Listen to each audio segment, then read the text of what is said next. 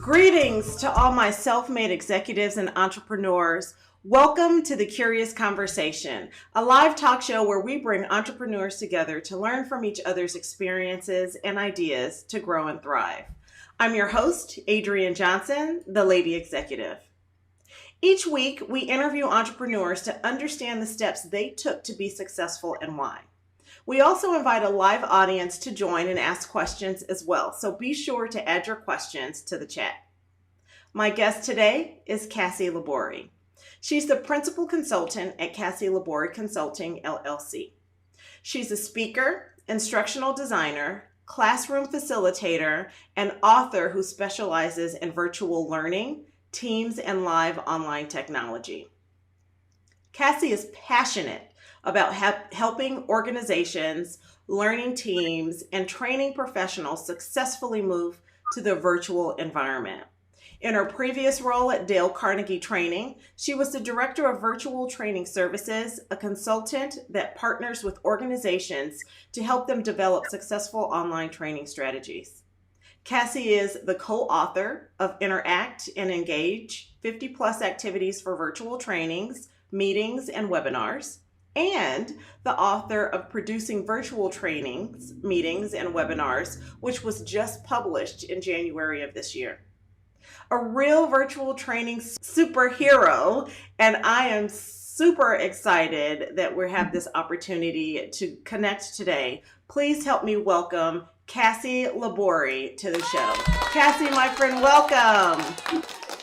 Thank you so much for having me, Adrienne. I am so excited to be here. I am so excited that you're here. How are you? Oh, I'm doing great. It's been incredibly busy this year, yes. But I am great. I bet you are, with the pandemic and how everything has gone virtual. Finally, my mother knows exactly what I do for a living.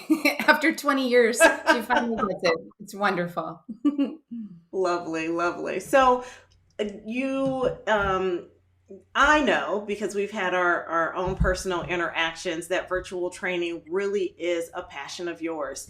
Tell us about that. How did you come to loving and wanting to do what you currently do?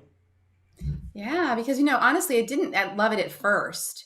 It was 1,000 years ago. Just kidding. It was the late 90s. And I was a Microsoft trainer. And so I was traveling around the San Francisco Bay Area teaching people how to use software like Microsoft Word and Excel and PowerPoint and all of those. And I was driving down a very busy freeway called the 101.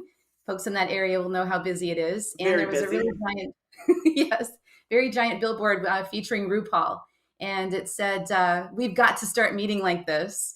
And it was actually an ad campaign that WebEx had done and partnered with RuPaul at that time. And it really caught my eye. And I thought, I want to work there. Any company that's that creative and interesting, I'm in. And so, fast forward, and I became a product trainer with WebEx. And so moving from being a Microsoft trainer, teaching people how to use that software, to teaching WebEx clients how to use online meeting software. And at the time, it was, very, very different than what it is today. It was very simple. And I remember we would always be like, don't go on the camera. It will break. It will make everything. But it's a lot better nowadays. Trust me. And so that sort of formed the basis for the career. And, it was always, for me, very exciting that we had this software that could connect us around the world. And, my approach had always been, okay, it's software and people can learn it. But what's most interesting is, how do we authentically connect with people and make them feel comfortable and happy and engaged ultimately. Right. And so that ultimately is where I started focusing my efforts in my career, because it's one thing to click. It's another to keep people engaged with learning in my particular case. Okay. So you left WebEx and you went to Dale Carnegie? I worked for WebEx a long time, like 6 years. And then I went to work for myself, and I was on contract, and I was teaching people how to use not only WebEx, but any other online platform that had come up for online meetings. I was a contractor, and I did that for several years, like another 6 years. And Okay. that's when I then met Dale Carnegie through that. And Dale Carnegie said, will you come and work for us and help us build Dale Carnegie Digital, which we launched in 2012. And so I was Okay. on the leadership team that created that entire product and that strategy. And we built a $4 million business in 4 years. Oh, And I remember at the height of it, we were delivering anywhere from 25 to 50 live online training sessions each and every day around the clock. It was amazing. It was amazing. And all sorts of languages too. So oh they're still wow. thriving today. It was very exciting, very challenging, but also exciting, and a lot of good people that want to do a lot of good work. Nice, nice. So Mhm. that's a lot of online training, even for as early as late back as 2012, right? I know it was very new. I mean, it's interesting. Like, obviously, it's not new nowadays. People at least Sure. know about meetings, and their whole work lives are in this online world. But it was still kind of new then. It wasn't new to me, but it was still new in businesses because people, still didn't really want to have to do it. Right. You know, I Right. think, generally speaking, it's not easy. We all know, the technology and the systems need to be in place, and it takes a big effort and focus to make it all work. Right. But once you make it work, it gets pretty exciting. And I think, that's the world we live in today, where people are realizing, oh wow, I've been missing out, and there's a lot I can do here. Let's do Right. it. Right. There's so many tools available. We'll get to that in a moment, but how did you make your jump into Cassie Consulting? I know, it was amazing. So when I worked for WebEx, I stopped working for WebEx full time so that I could contract. And at that point, I was not really official. I was just working as a contractor, picking up gigs, helping people use the WebExes or the live meetings in their lives. And then I went to work for Dale Carnegie full time. And then I decided, back in, I love this question because it's like, I'm doing that thing where you go in your brain, you go back, back, back, back. Uh, in 2000, I think it was 2006. I Okay. started attending all of the conferences that I could, because I was working with several people who were speakers at the conferences, ATD, Training Magazine, Learning Guild. And I kept just going to the conferences and offering to be like, hey, I'll help you. I can plug in your computer. I'll do whatever you want with the people that I knew. Smart. Yeah, and I just kept on investing in learning around being these conferences because I loved the energy, and I loved what I was learning being around all these people. And what's really interesting about the conference circuit, if you will, is that many of the speakers are self-employed. Mm. Many of them are, not all of them. But then I just started to be around that crowd, and I was watching what they were doing and learning from them. And I started to begin speaking on my own. I figured out what I should do, and becoming a presenter at the conferences then formed the basis and the connections for publishing my first book in 2015. And so those two things helped me establish a personal brand. So although I was employed at Dale Carnegie Digital when I published my first book, I published it under my name. And of course it was my name, but it wasn't through Dale Carnegie that I Right. did. Right. They ended up doing some of the marketing, and co-marketing along with that, because they were happy to have a person on staff who was doing those things. It's a business decision for them, but it was for me. And those things started leading towards people recognizing me as a brand separate from whoever I was working for. And I just kept building that. I kept speaking and I kept writing, and ultimately it got to a point where I wanted to just be more my thing. I wanted to be talking about me in my way, and there's a whole lot that goes into the whole all of that. But I Right. think that probably is what formed. Um, I don't know. I guess you could say the doors. It Sure. was like the foundation that opened the doors so I could be in business for myself, which will be 5 years in June of 2022. Wow. Congratulations to you. Thank you. Feels like That's yesterday. I know. I think that's so smart of you to surround yourself with individuals that you wanted that were inspiring to you, right? Mhm. That you can also learn from, and kind of see what they were doing. I think that's one of the things that a lot of entrepreneurs miss, that they sit in their homes and their home offices, or they try and interact on like Facebook and so forth, but it's really important to surround yourself in a community of other individuals, like-minded individuals, Right. that are trying to, grow their business. And like you said, conferences. I love going to conferences because I'm always learning something.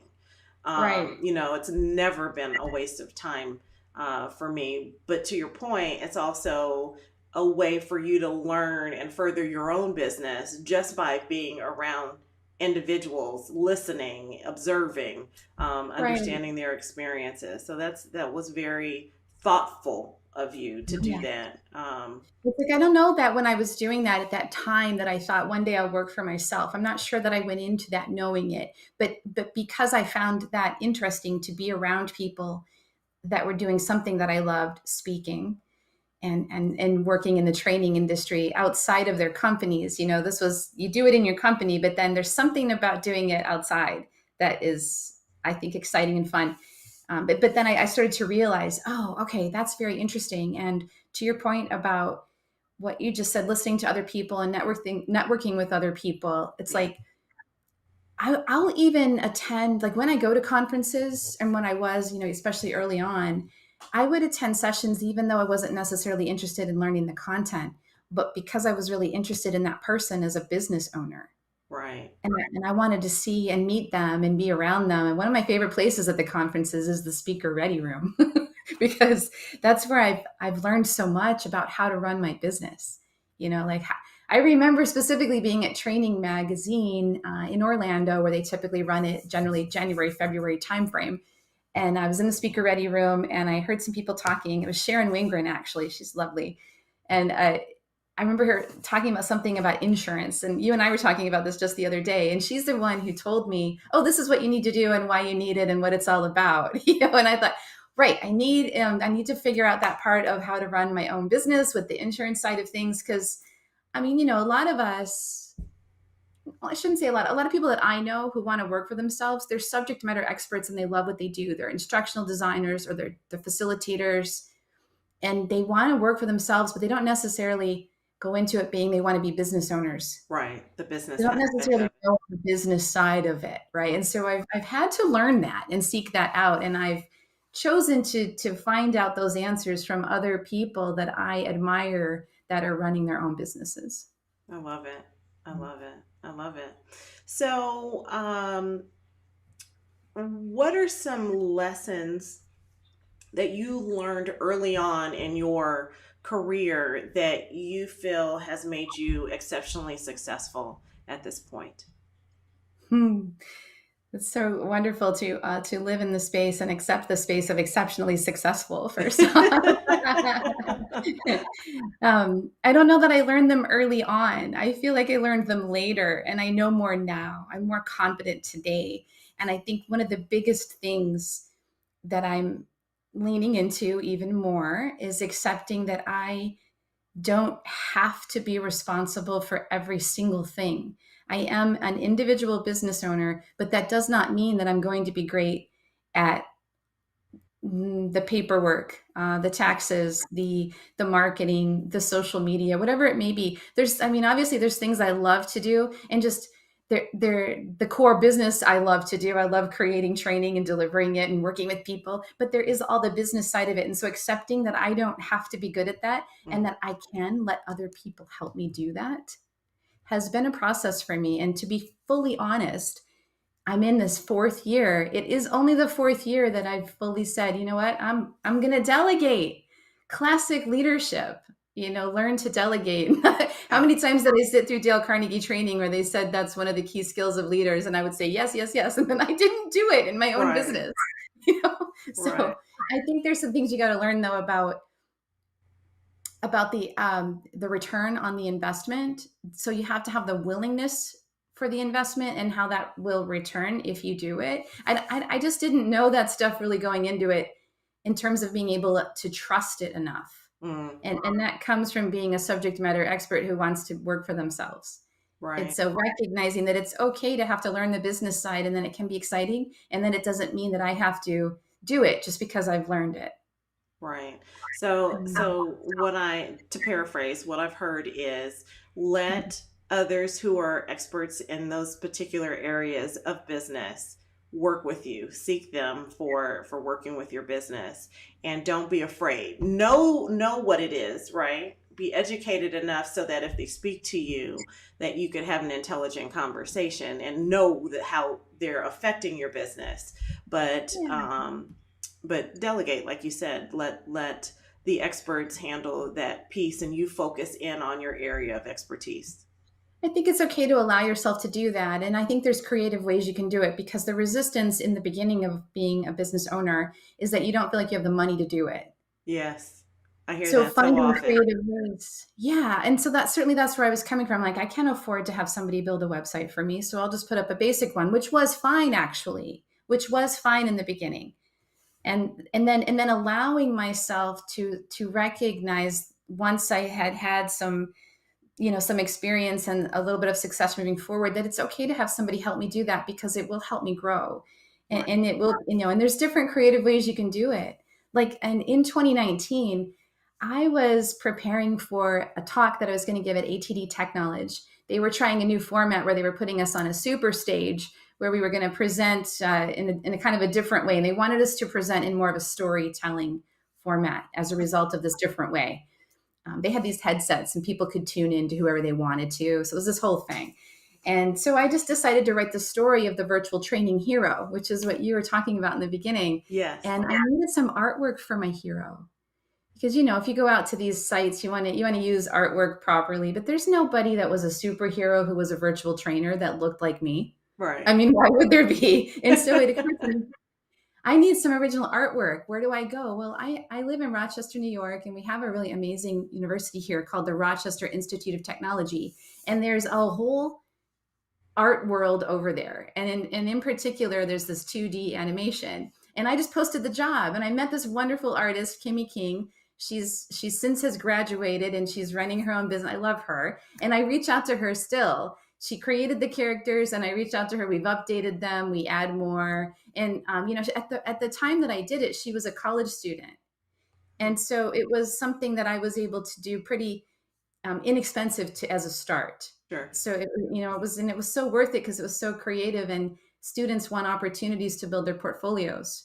So it's just such a neat way to go. And it started that was probably my entree into, okay, I really can hire people to help me. It'll be okay. And it'll be so worth it, because that launched a whole new branding strategy for me.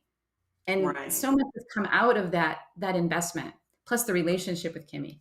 Of course, of course. I've heard that a lot from a lot of the entrepreneurs that I've interviewed. They're like, you don't have to shell out a lot of money. You can work with interns. And to your point, you said you reached out to Kimmy, who was in college. You posted it on a college board. So, that's definitely one way to go, where you can still run your business, get help, and it's economical for you.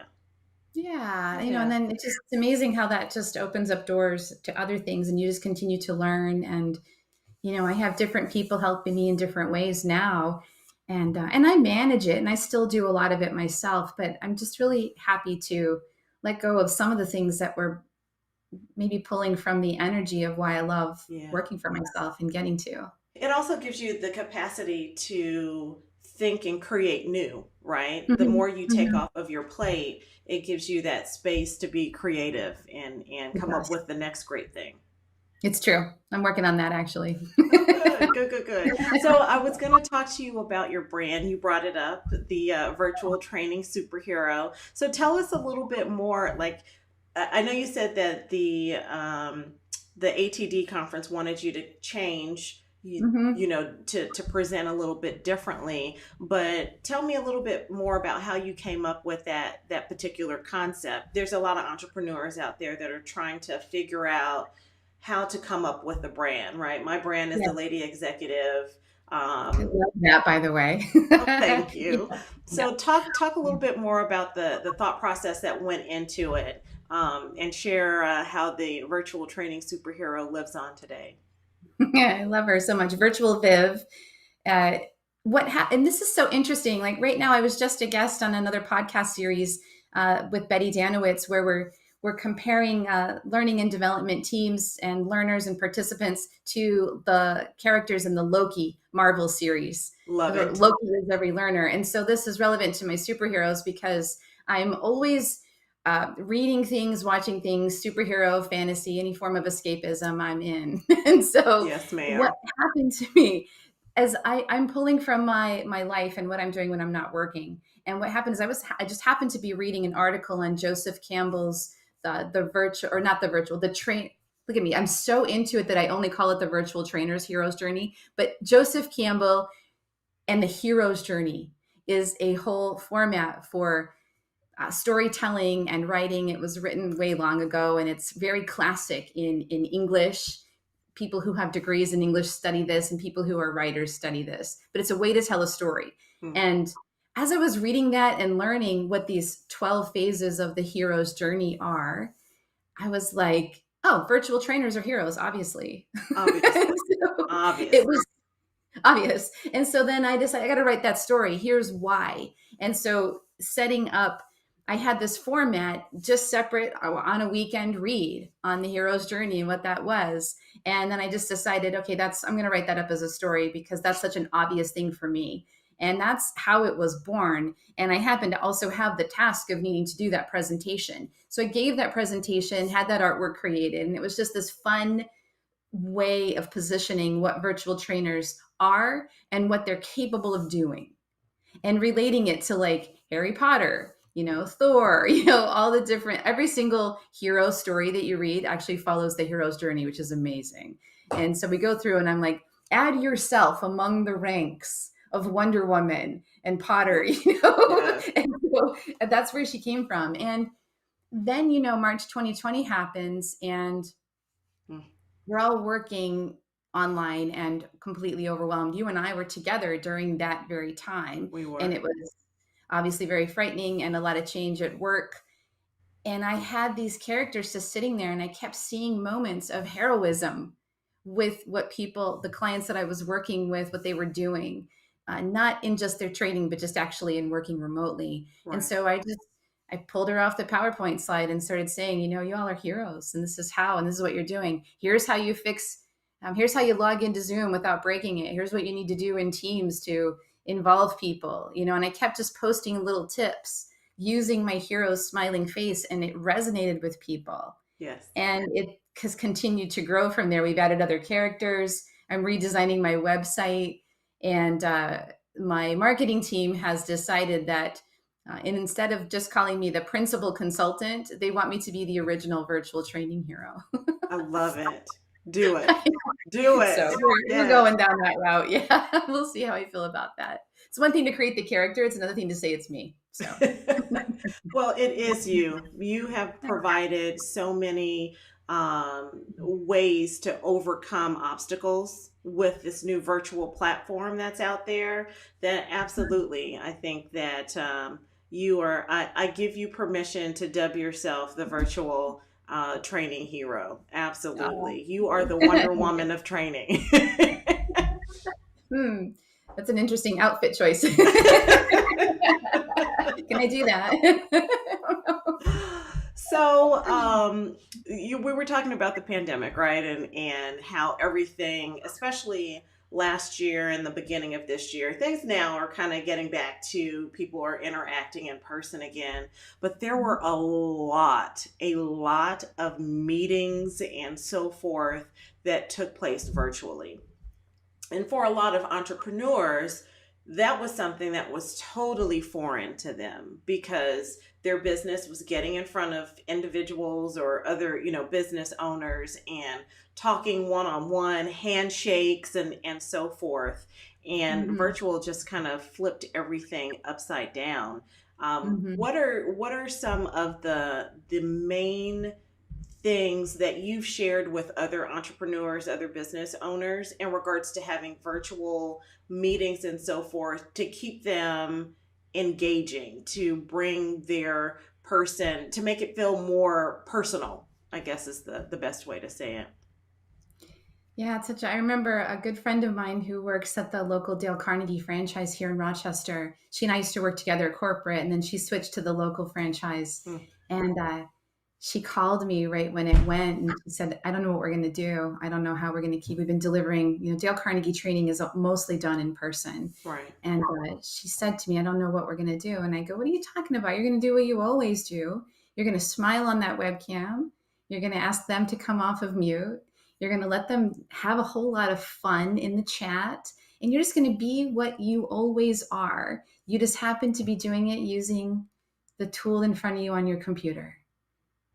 You're going to be who you are. You're going to still do that handshake, and you're going to surprise people because you're going to make it super normal. And they're not going to think that that computer is even in between them. And who better to do that than you?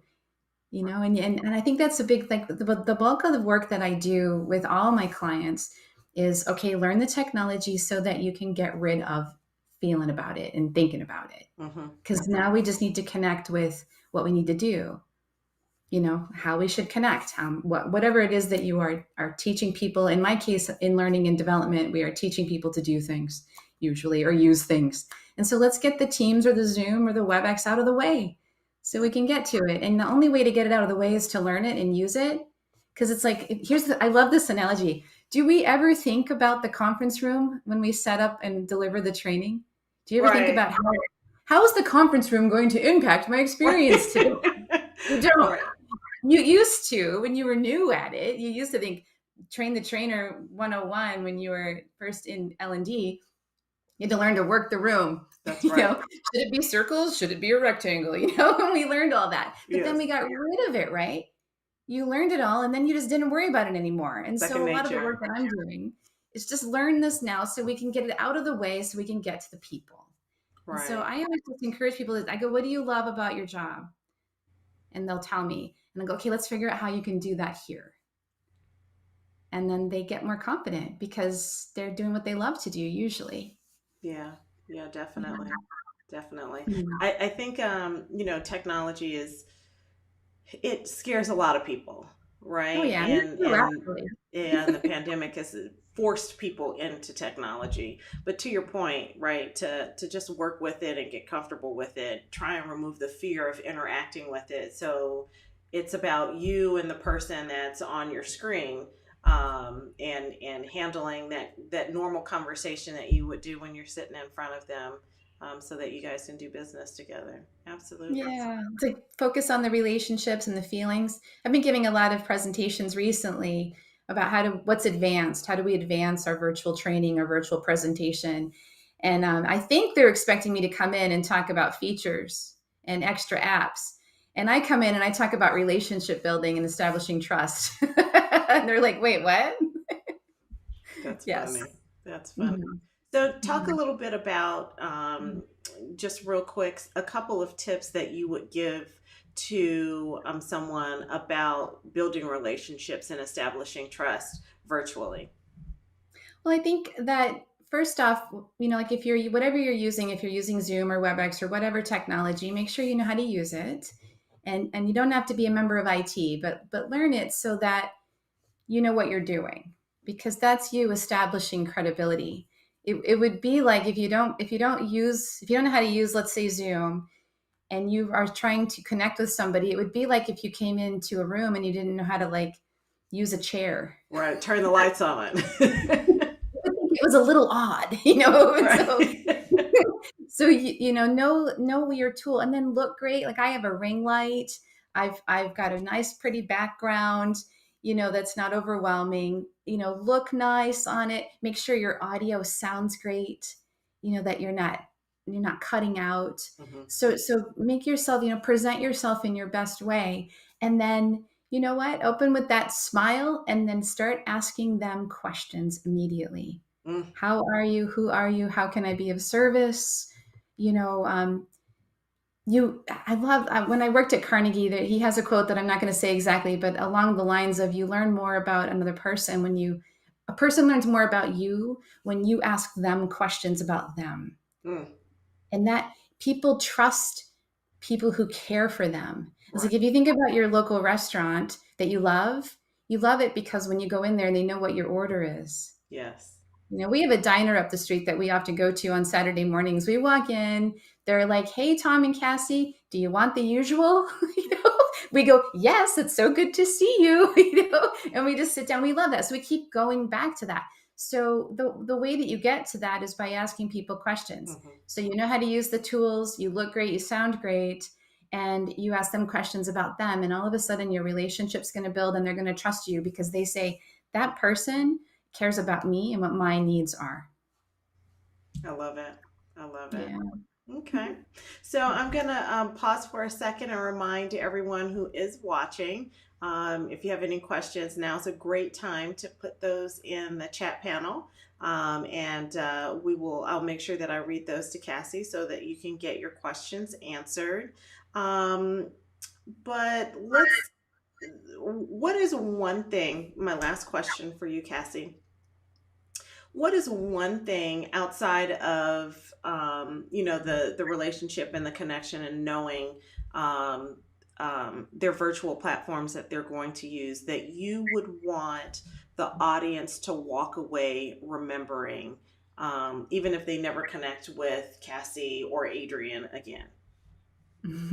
Regarding virtual training, or regarding what in particular? Regarding virtual training or just the virtual process at all, whether it's training or meetings or branding, anything of that nature.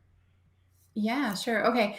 So I think that in the 2 decades plus that I have had a virtual career, I really don't think that it has much to do with the technology. The technology doesn't make anything that I've done different, other than it has enabled me to connect with a global audience from my home location. The technology does not change things that we still need to do. Like virtual training and training are still the same. It's just that we happen to be using an online tool instead of a conference room. But the way we ask questions, the way we help people grow and understand is still the same. Right. And so I think that the biggest thing, I guess where I'm getting at with that is, just because we're using remote tools to connect so much nowadays doesn't mean that it changed the fundamental reasons why we do and ultimately how we do. It's just that we have a different tool to do it. And if you can think like that, maybe it's not as overwhelming as it may seem going into it. It's not that different to be here. I love it. I love it. Thank you for that. That's Sure. very insightful. Very insightful. All right. Well, let's turn to our comments. We have a few people that said, "Hi, Cassie." So good to see you. Let's see. Is there a particular virtual platform that you recommend over others? That's not a fair question. The leaders in the industry right now are the leaders for a reason. So I like technology that is easy to use and that doesn't go down when we are using it. And there are so many technologies out there today. It keeps growing, and it's a very thriving field. And so I'm keeping my eye on all of the new things that are happening. But the ones that are the leaders are leaders for a reason. And if you're not using one of those leaders, you're probably struggling, and you know what I'm talking about. Understood. Yeah. How do you, excuse me, in a group of individuals, how do you pull out interaction from individuals who are not participating? Oh yeah, this is one of my favorite questions, actually. And Adrian, you and I have done all these things together. And one of the reasons why I love virtual so much is because I think it's easier to do this online than in person when you have this challenge. Yes. I love asking questions of the whole group. I'll call it a floodlight, where I will ask a question like, "Oh, we've just gone through a process. What challenges do you foresee in trying to use this process? Let's type those in the chat." Type at least one that you can think of now. And generally speaking, everybody's willing to chat. And then what I'll do is I'll spotlight in on a few people, and I'll ask them to come off mute and share why they said what they said and tell us more. And then while they're talking, I'll say, "Elvis, thank you. That does look challenging. Rita Hayworth, what do you think of what Elvis just said? And then the next thing you know, Rita's like, who hasn't been speaking the whole time, she'll come off mute and go, yeah, you know what, that's a good point. So what I'm trying to do is give people an opportunity to think first. So if someone's not participating, maybe there's something going on, and maybe they don't want to, who knows what that might be, but let's give them a purpose, a purposeful reason to respond that is safe and non-threatening. So like another way that I do this too is I'll pull up images on a screen and I'll say, which of these images is most related to what we were just talking about for you? What's your reaction? Type your name on it, put your pointer on it, and then I'll call them on to come off mute and go, why'd you choose that one? How's that related to this or that? And it just makes it a lot more comfortable to speak. So I guess finding ways to have safe learning environment happen. And I think it's easier online because we can have everyone annotate. We can have everyone chat. We can have them respond to a poll, and it's like you use the features to get the answers, and then you ask them to expound upon the answers. And the next thing you know, you have another problem. And that problem is that people are interacting so much that you run out of time, which I actually love that problem. We have another question. Virtual live training versus virtual webinar training, which is preferred? We have a lot of entrepreneurs out there who do trainings that record and then they place it into an online service where it is on demand, right? So I think that's probably where that question is coming from. Oh, wonderful. Yeah. I mean, I'm actually a fan of all of it, to be honest. And I think that what you're asking is more of a way to meet an objective. And so what I would do is go a step back and say, what's your intended objective? What do you want people to do with what they are listening to, reading, watching, participating live in? And you want to map the outcome to that objective. Right. So I'm a fan of all ways because, certain things are just done in better ways based on the objective and what your intended outcome is. Right. Like for me, like I teach people to be trainers and presenters. And so for me, I end up doing live sessions because I want them to have opportunities to practice this and I want to coach them. As performance support, it's really great for me to have articles and discussion boards. And in the future, I'll have more video too, just to support key points and drive them home. And those work really well as asynchronous components.